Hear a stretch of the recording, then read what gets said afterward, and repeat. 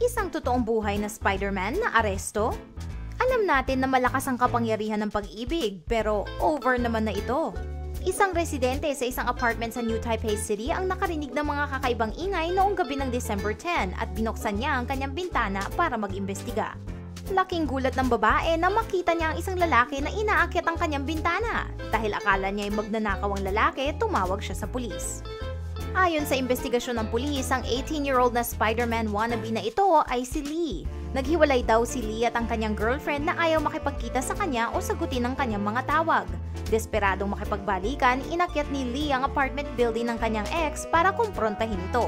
Nang nahuli siya ng babaeng nakatira sa second floor na nagtawag ng pulis, nagsinungaling si Lee at sinabi sa babae na nawala niya ang kanyang susi kaya inakyat niya ang building. Si Lee ay umabot hanggang sa 4th floor bago siya na-stuck at siya ay nahatak sa balcony sa 5th floor kung saan nakatira ang kanyang ex. Hindi sila nagkabalikan at naaresto si Lee para sa breaking and entering.